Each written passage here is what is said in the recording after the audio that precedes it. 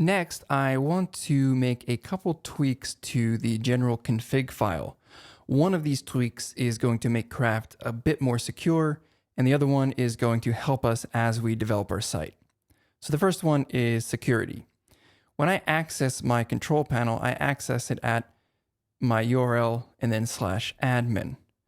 Now, this is the default, but if everybody used /admin, I could go and try to sniff out other people's login forms.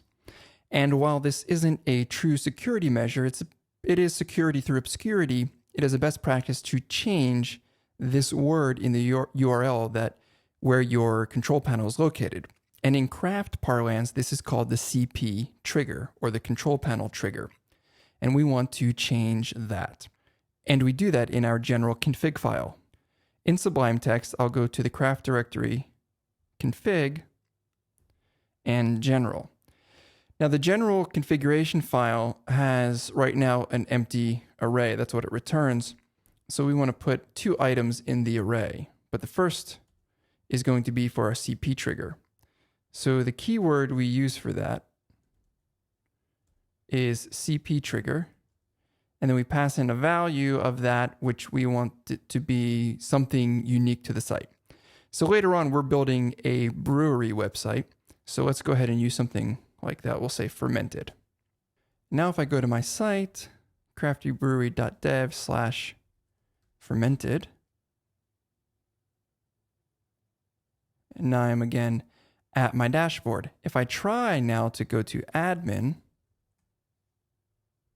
you can see I get a 404 because I've now changed the CP trigger to be fermented. There we go.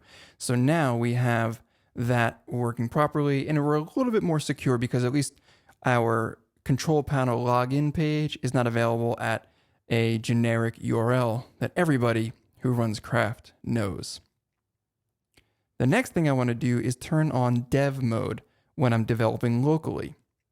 Dev mode allows you to see all errors output as you're building your site, and it writes to the log file so you can check the log files to see what was going on if you have an error. It is important to have dev mode running locally while you're developing because you want to see all errors as they appear so you can fix them.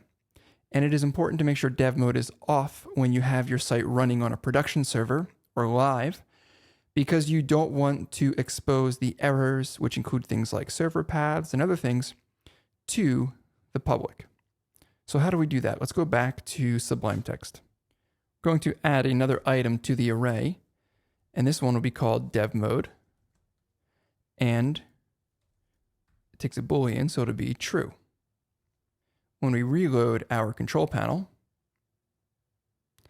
everything looks the same except you can see there is this little construction tape thing here at the top. If I hover over, I get a question mark. It's going to say Craft CMS is running in dev mode.